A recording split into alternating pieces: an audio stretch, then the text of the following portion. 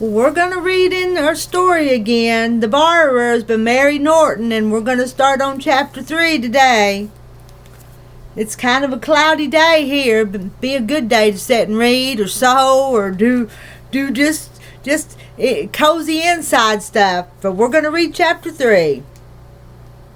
Sighing, Ariette put away her diary and went into the kitchen. She took the onion ring from Homily and slung it lightly around her shoulders while she foraged for a piece of razor blade. "Really, Ariette?" exclaimed Homily. "Not on your clean jersey. Do you want to smell like a bit bucket? Here, take the scissors." Ariette stepped through the onion ring as though it were a child's hoop and began to chop it into segments. "Your father's late," muttered Homily again, "and it's my fault, as you might say. Oh dear, I wish I hadn't." "Hadn't what?" asked Ariette, her eyes watering. She sniffed loudly and longed to rub her nose on her sleeve. Homily pushed back a thin lock of hair with a worried hand. She stared at Ariette absently. "It's that teacup you broke," she said. "But that was days ago," began Ariette, blinking her eyelids, and she sniffed again. I know. It's not you, it's me. It's not the breaking that matters. It's what I said to your father." "What did you say to him?" "Well, I just said, 'There's the rest of the service,' I said, 'up there, where it always was, in the corner cupboard in the schoolroom.'" "I don't see anything bad in that," said Ariette, as one by one she dropped the pieces of onion into the soup. "But it's a high cupboard," exclaimed Homily. "You have to get up by the curtain. And your father at his age—" She sat down suddenly on a metal-topped champagne cork. "Oh, Ariette, I wish I'd never mentioned it." "Don't worry," said Ariette. "Papa knows what he can do." She pulled a rubber scent bottle cork out of the hole in the hot water pipe and let a trickle of scalding drops fall into the tin lid of an aspirin bottle. She added cold and began to wash her hands. "Maybe," said Homily, "but I went on about it so. What's a teacup? Your Uncle Henry never drank a thing that wasn't out of a common acorn cup. And he lived to a ripe old age and had the strength to emigrate. My mother's family never had nothing but a little bone thimble which they shared around. But it's once you've had a teacup, if you see what I mean." "Yes," said Ariette, drying her hands on a roller towel made out of a surgical bandage. "It's that curtain," cried Homily. "He can't climb a curtain at his age, not by the baubles." With his pen he could," said Ariette. "His pen? I led him into that one too. 'Take a hat pin,' I told him, 'and tie a bit of name tape to the head, and pull yourself upstairs.' It was to borrow the emerald watch from her bedroom for me to time the cooking." Homily's voice began to tremble. "Your mother's a wicked woman, Ariette. Wicked and selfish, that's what she is." "You know what?" exclaimed Ariette suddenly. Homily brushed away a tear. "No," she said wanly. "What?" "I could climb a curtain." Homily rose up. "Ariette, you dare stand there in cold blood and say a thing like that?" "But I could borrow. I know I could." "Oh," gasped Homily. "Oh, you wicked heathen girl, how can you speak so?" And she crumpled up again on the cork stool. "So it's come to this," she said. "Now, mother, please," begged Ariette. "Now, don't take on." "But don't you see, Ariette?" gasped Homily. She stared down at the table at a loss for words, and then, at last, she raised a haggard face. "My poor child," she said, "don't speak like that of borrowing. You don't know, and thank goodness you never will know." She dropped her voice to a fearful whisper, "What it's like upstairs." Ariette was silent. "What is it like?" she asked after a moment. Homily wiped her face on her apron and smoothed back her hair. "Your Uncle Henry," she began, "Eagle Latina's father, and then she paused. "Listen," she said. "What's that?" Echoing on the wood was a faint vibration, the sound of a distant click. "Your father!" exclaimed Homily. "Oh, look at me. Where's the comb?" They had a comb, a little silver 18th century eyebrow comb, from the cabinet in the drawing room upstairs. Homily ran it through her hair and rinsed her poor red eyes, and when Pod came in, she was smiling and smoothing down her apron. On to chapter 4. That's the end of chapter 3.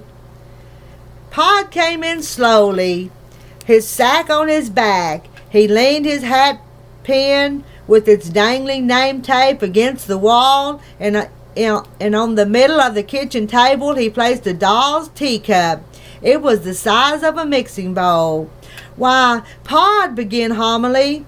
"Got the saucer, too," he said. He swung down the sack and untied the neck. "Here you are," he said, drawing out the saucer. "Matches it." He had a round, currant bunny sort of face tonight. It looked flabby. "Oh, Pod," said Homily, "you do look queer. Are you all right?" Pod sat down. "I'm fair enough," he said. "You went up the curtain?" said Homily. "Oh, Pod, you shouldn't have. It's shaking you." Pod made a strange face. His eyes swiveled round toward Arietta. Homily stared at him, her mouth open. And then she turned. "Come along, Arietta," she said briskly. "You pop off to bed now, like a good girl, and I'll bring you some supper." "Oh," said Arietta, "can't I see the rest of the borrowings?" "Your father's got nothing now, only food. Off you pop to bed. You've seen the cup and saucer." Arietta went into the sitting room to put away her diary and took some time fixing her candle on the upturned drawing pen which served as a holder. "Whatever are you doing?" grumbled Homily. "Give it here. There, that's the way. Now off to bed and fold your clothes, mind." "Good night, Papa," said Arietta, kissing his flat white cheek. "Careful of the light," he said mechanically, and watched her with his round eyes until she had closed the door. "Now, Pod," said Homily when they were alone, "tell me, what's the matter?" Pod looked at her blankly. "I've been seen," he said. Homily put out a groping hand for the edge of the table. She grasped it and lowered herself slowly to the stool. "Oh, Pod," she said. There was a silence between them. Pod stared at Homily, and Homily stared at the table. After a while she raised her white face. "Badly?" she asked. Pod moved restlessly. "I don't know about badly. I've been seen. Ain't that bad enough?" "No one," said Homily slowly, "has ever been seen since Uncle Hendrary, and he was the first, they say, for 45 years. A thought struck her, and she gripped the table. "It's no good, Pod. I won't emigrate." "No one's asked you to," said Pod. I'll show you this illustration.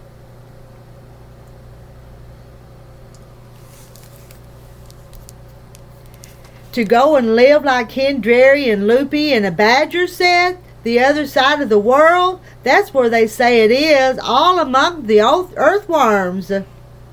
"It's 2 fields away above the spinney," said Pod. "Nuts, that's what they say, and berries. I wouldn't wonder if they don't eat mice." "You've eaten mice yourself," Pod reminded her. "All draughts and fresh air and the children growing up wild. Think of Arietta," said Homily. "Think of the way she's been brought up. An only child. She'd catch her death. It's different for Hendrary." "Why?" asked Pod. "He's got 4. "That's why," explained Homily. "When you've got 4, they're brought up rough. But never mind that now. Who saw you?" "A boy," said Pod. "A what?" exclaimed Homily, staring. "A boy." Pod sketched out a rough shape in the air with his hands. "You know, a boy." "But there isn't. I mean, what sort of boy?" "I don't know what you mean, what sort of boy. A boy in a nightshirt. A boy. You know what a boy is, don't you?" Yes, said Homily, I know what a boy is, but there hasn't been a boy, not in this house, these 20 years. Well, said Pod, there's one here now. Homily stared at him in silence, and Pod met her eyes. Where did he see you? Asked Homily at last. In the schoolroom. Oh, said Homily, when you was getting the cup? Yes, said Pod. Haven't you got eyes? Asked Homily. Couldn't you have looked first? There's never nobody in the schoolroom.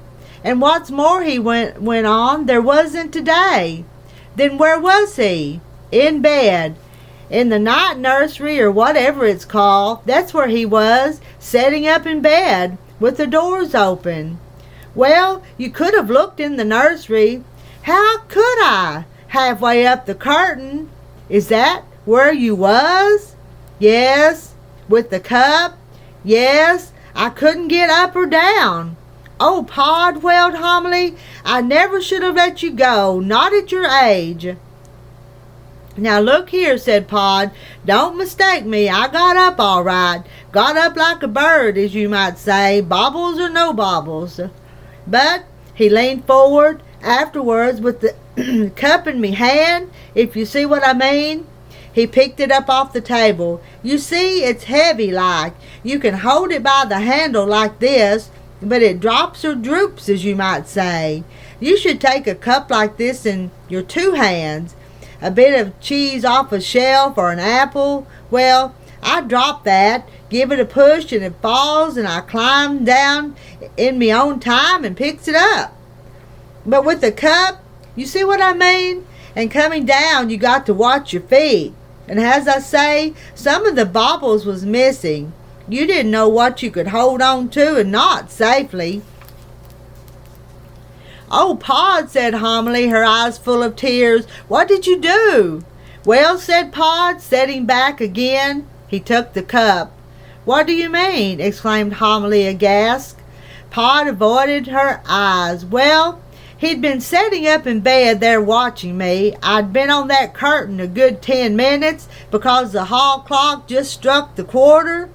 But how do you mean he took the cup? Well, he got out of bed, and there he was standing, looking up. I'll take the cup, he said. Oh, gasped Homily, her eyes staring. And you give it him? He took it, said Pod, ever so gentle. And then, when I was down, he gave it me. Homily put her face in her hands. Now, don't take on, said Pod uneasily. He might have caught you, shuddered Homily in a stifled voice. Yes, said Pod, but he just gave me the cup. Here you are, he said. Homily raised her face. What are we going to do? She asked. Pod sighed. Well, there isn't nothing we can do except...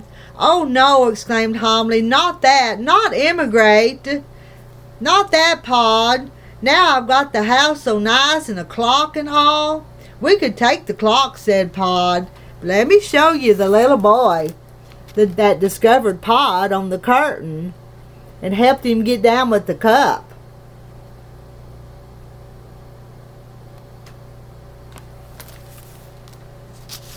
We could take the clock, said Pod. And Arietta, what about her? She's not like those cousins. She can read, Pod, and sew a treat. He doesn't know where we live, said Pod.